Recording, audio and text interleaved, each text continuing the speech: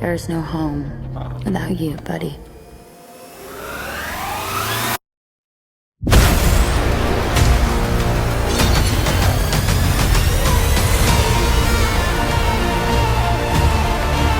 Supergirl is the latest superhero flick to hit theaters. The film is directed by Craig Gillespie, and this film is of course part of the broader James Gunn DC universe. This film is officially the second theatrical release into this universe. Of course, last year it kicked off with Superman. Next year we're getting Man of Tomorrow, which is a Superman follow-up film, bringing back Lex Luthor and all of those characters from that movie, and maybe even bringing in some of the characters from Supergirl as well. So while I am a little bit late to watching and reviewing Supergirl, I'm excited to talk to you guys about this movie because it is one that I was looking forward to after watching Superman, wondering where they were going to take this DC universe next. Did they take it in a good place? Well, let's do the review for Supergirl.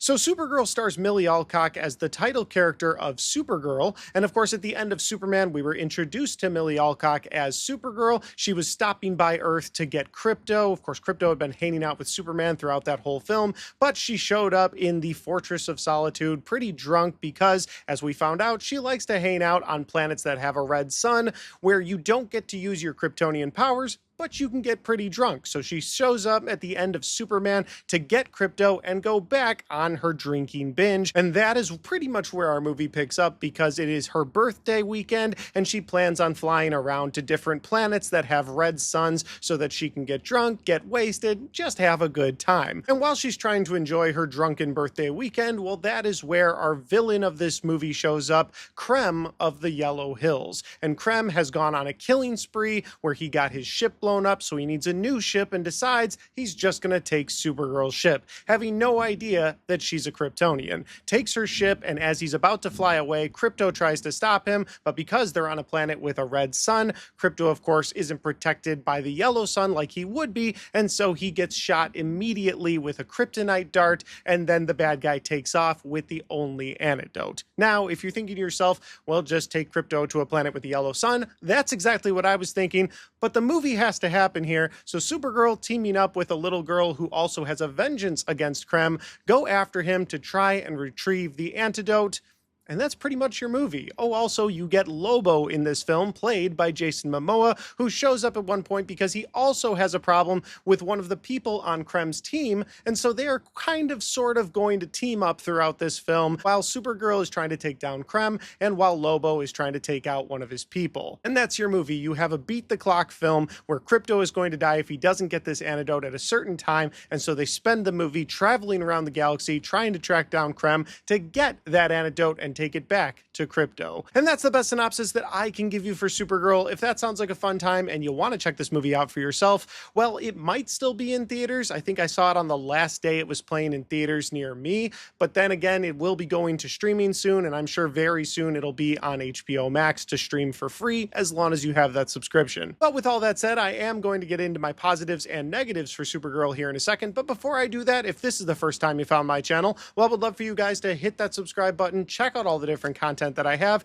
Whether you like movie reviews, Blu-ray talk, or even ranked list videos, I've got a little bit of everything on my channel, and I'd love for you guys to check it out. All right, let's get into my positives and my negatives for Supergirl.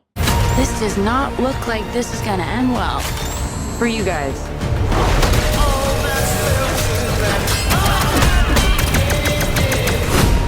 Stop. You're hurting my head. My first positive for this movie is going to be getting to see some of that destruction of Krypton that we were so badly missing in Superman. Of course, in James Gunn's Superman last year, we were sort of dropped into Superman already being Superman in Metropolis. He was just losing his first fight, but he was already established in this DC universe on Earth. And so we didn't really get to see any shots of Krypton, but this time around in Supergirl, we get to see the destruction of Krypton because it's so very important to her own story. Much like Superman Superman story, because of Krypton exploding, is why we have Supergirl in the first place. Of course, Clark was sent to Earth when he was just a baby in a ship by his father, and his father then died. But Supergirl's story is a little bit different because her father decided to build a dome around a section of Krypton that would then break off from the planet as the planet exploded, and they would just sort of float through space, and maybe they could live happily ever after. That is until the core of Krypton is where the kryptonite was essentially stored, and a piece of that has infected the ground that the Kryptonians live on this slab of Earth, and so everyone is starting to die. And so Supergirl's father decides at a certain point that he needs to send her to Earth the way that Clark was sent to Earth, and so he builds a ship for her, and she makes her way to the Fortress of Solitude. We also get a little bit of backstory between her and Superman at that point, like when they first meet, and I thought that was a great moment because she doesn't speak English at all because she speaks Kryptonian. And so when Clark tries talking to her, he can't speak Kryptonian because he's never learned the language. And so there's a language barrier there. And at one point he starts talking a little bit louder because maybe that'll help her learn. And then he immediately is like, why am I talking louder? I guess the bigger point of this positive is I like the flashback stuff that they did here. It felt like we were getting an origin story, and I really appreciated that. I'm not saying I absolutely needed an origin story for Superman, but it was just nice getting to see Krypton, getting to see it explode in James Gunn's universe,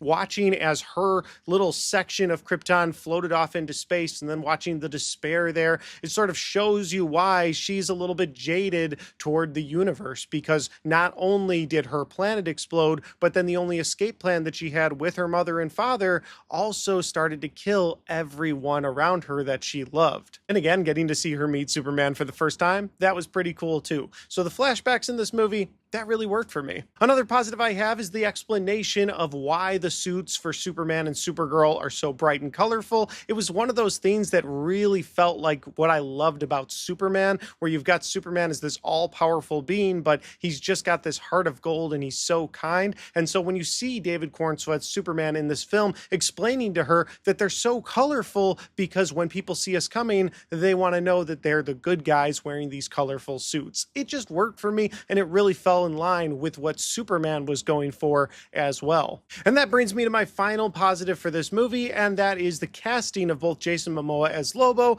and Millie Alcock as Supergirl. I thought they both did a good job with what they were given. Now, they weren't given very much, and we'll get to all of my thoughts on the plot of this movie in my negatives, but I thought for what they were given, they did a good job. They also both looked the part. I mean, if you need a crazy Lobo-looking character, yeah, right now, cast Jason Momoa. Why not? He did a good job with what he was given. I just wish he was given a little bit more. And then I kind of feel the same way about Millie Alcock. She looked the part of Supergirl. I had no issue with her portrayal of Supergirl throughout this film, but the way she was written wasn't my favorite. But as far as casting goes, and as far as me wanting to see these characters again, yes, absolutely. I want to see Millie Alcock's Supergirl again in the future, and I want to see Jason Momoa's Lobo again in the future, maybe even fighting Superman. Is that too much to ask? That'll do it for my positives. Now we have to move over to my negatives, and my first negative for this movie is that the plot itself is very forgettable. It's very thrown together. It feels very thrown together last second, which was pretty unbelievable as I was watching the movie, because James Gunn said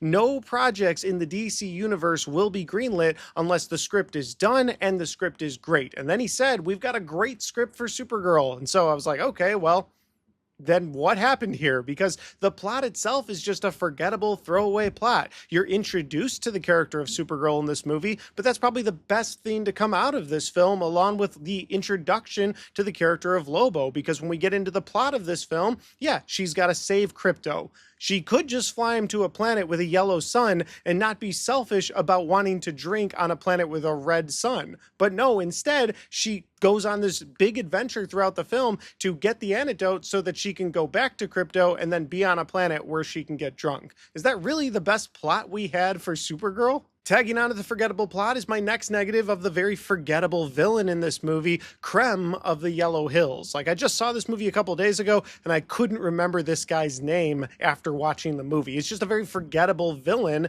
and I don't understand why this was the big villain in the second entry into the DC universe. I'm not saying you got to throw Darkseid or Brainiac in the mix right away, but You've got Supergirl in this film. You've got Lobo in this film. Lobo's a bounty hunter. Why not just have Lobo versus Supergirl? Might have made for a better film. Instead, we get this kind of sort of team up between Supergirl and Lobo at different points of this movie. Lobo feels very shoehorned into this film. And then you've got Krem of the Yellow Hills as the big bad of this film. Somebody, much like the plot, that's going to be incredibly forgettable in the overall DC universe. My next negative is something I've touched on a little bit already in this review, and so I don't want to sound like a broken record, but there are huge plot holes in the story of this movie. For instance, again, like I said earlier, you could have picked up Krypto, brought him to a planet with a yellow sun, and the movie would have just kind of been over. Yeah, Krem got away with her spaceship.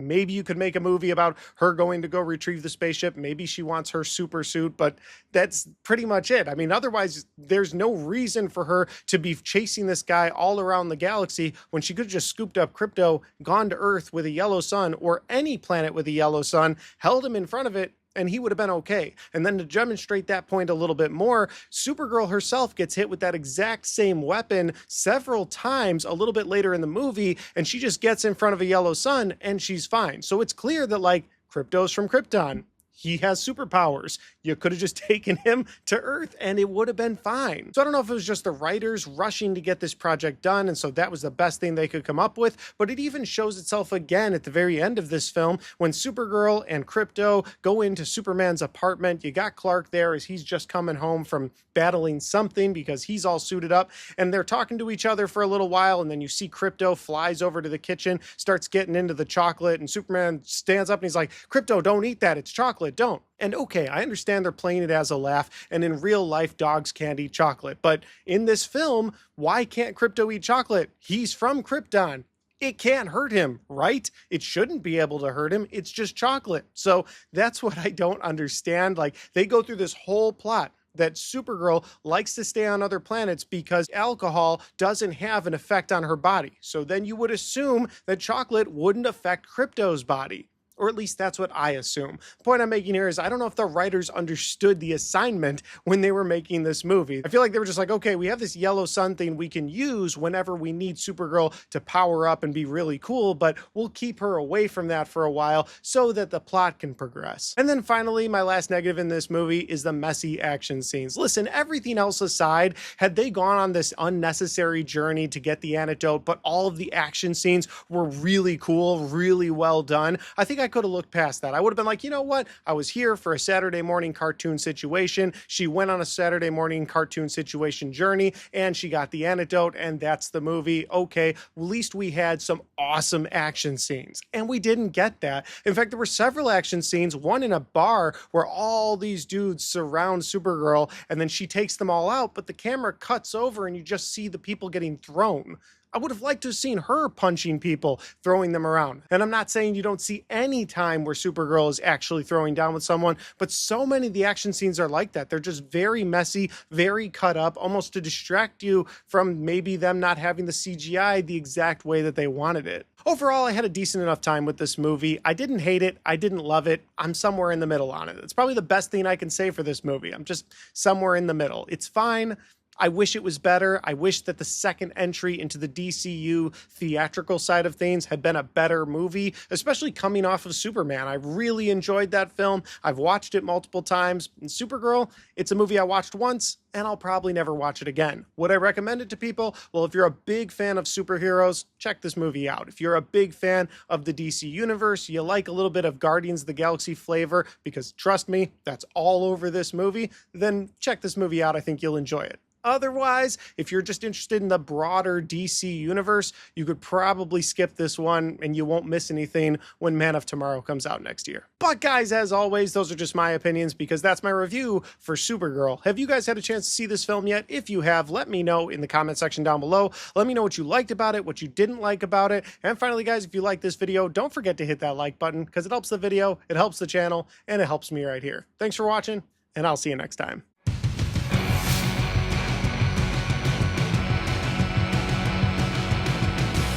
All right, guys, we got to the end of my Supergirl review. I hope you guys enjoyed this video. I had a blast making it. I also had a blast going back to the theater. I hadn't been to a movie since Mortal Kombat 2 because of my injury, so it was really nice getting back into a theater. It was really nice seeing something on the big screen. Was the movie a bit disappointing? Sure, but I think I'll be kinder to this film in the future just for the nostalgic sake of, well, I got back into a theater. That was really cool. That's probably how I'll look at this movie. But with all that said though, guys, if you like this video and you want to check out any of the other content on my channel, well, I've got all of my 2025 movie reviews right there, and I've got all of my 2026 movie reviews right there.